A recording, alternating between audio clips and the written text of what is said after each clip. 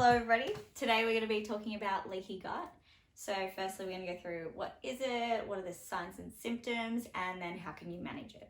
The three most common causes of leaky gut is a food sensitivity, a parasite in your gut, which a lot of people would experience sometimes going overseas, so there's fun places like Thailand, and then lastly you've got a bacterial infection in the gut.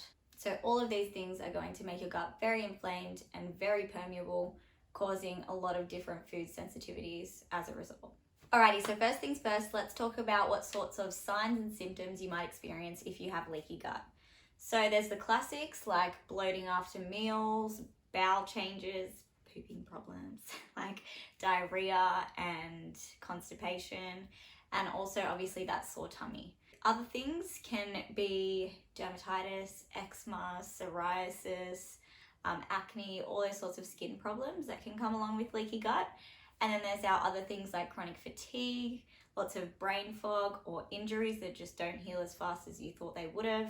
So that little list kind of just encapsulates how far and wide those symptoms can be for leaky gut, and we'll go through why some of those occur. So let's actually unpack what is leaky gut and what the hell are people talking about. Is your gut actually leaking? Well, the short answer is yes. Ooh, yuck. So what that means is normal gut lining will have little holes in it. So it kind of look like this. You'll have some little holes that your digested, keyword, digested food particles can pass through. And that's normal. So that's how we get our nutrients, that's how we absorb. So that's the lining of our intestines there. Now, when you have a leaky gut, what happens is your gut is so inflamed that these holes become bigger. So now it kind of looks like this. And that means that things that couldn't get through before can now get through your gut lining. When things pass through your gut lining, they go straight into your bloodstream. So your gut has all these blood vessels wrapped around it. Oh, sorry, darling. All these blood vessels wrapped around it, and what that is for is to transfer the nutrients from your food into your bloodstream so it can go where it needs to in your body. So now, if we have bigger holes, that's called increased permeability. So the word for things passing through is permeable. So your gut lining is permeable. There's things that can pass through. When we have increased permeability, that's usually due to the inflammation of the gut, which is what we mean by leaky gut. So what does it mean if things can pass through that couldn't normally pass through? It is actually undigested food. So food that hasn't been through that full process of absorption and come out as little tiny particles that would before go through. Now these bigger bits of food are leaking into your bloodstream. So that's a leaking component. These big bits of food in your bloodstream don't look familiar to your body. It's never really seen anything like this. So now when that happens, your body's like, what the hell? Let me send all these inflammatory factors in there. Let's kill this thing. Let's so attack mode, full on. Kill those things. So now that it's mounted that response and created these antibodies to something that's actually just food, it's not a virus, it's not anything crazy. Now your body, when it sees that food leaked through into your bloodstream, it attacks it. And that's how we get a food sensitivity. And then there's another consequence. So stay with me. For those people behind the screen that are thinking, yeah, I used to be sensitive to just one thing and now I'm sensitive to like 6 things. So how that actually happens is the same way. So your body's reacting to those big bits of food that have gotten through. But now, because some foods that you eat to your body look kind of similar to that first one that got through, your body's like, holy crap, let's eliminate that one as well. So then you're building this sensitivity to all these different foods. And now you've got like these 6 foods that you can't eat where it used to just be 1. And then you get more permeable in your gut. More things can get through, more inflamed, more permeable, more inflamed, more permeable, blah, blah, blah. Vicious cycle until you actually do something about it and repair your gut.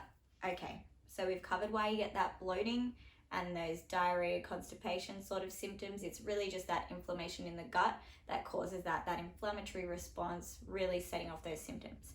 Now let's move to the skin symptoms that I mentioned before. Alrighty, so a lot of you mentioned in the survey that I asked, did you know that skin problems can come from gut problems? Almost like 90% of you said yes. So how the hell does your gut relate to your skin?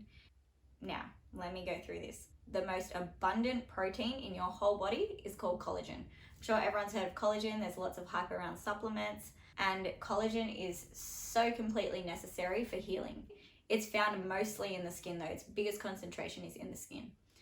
So what it's going to do, your gut's going to go, oh, I'm inflamed, I need to heal up, patch these holes that are leaking out, all kinds of different things.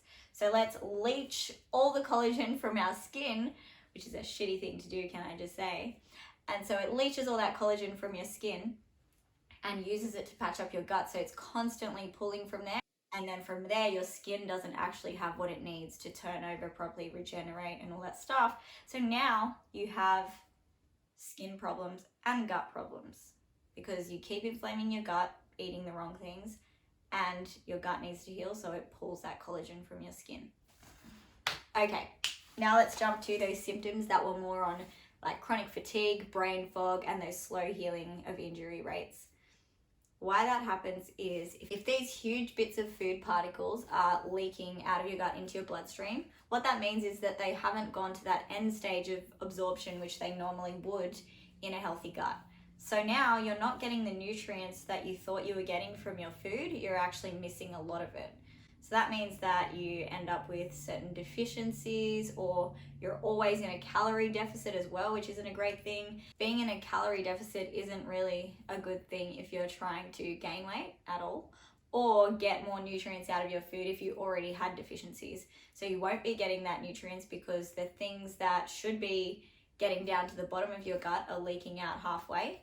And also you're not getting the calories that you thought you were getting. So bit of a lose-lose there, unfortunately. Now you experience stuff like brain fog because you have those deficiencies, or chronic fatigue because you just don't have the nutrients or calories that your body needs, and then slow healing rates for the exact same reasons. You just don't have what is required to heal and to function, basically. Stay tuned. Bye.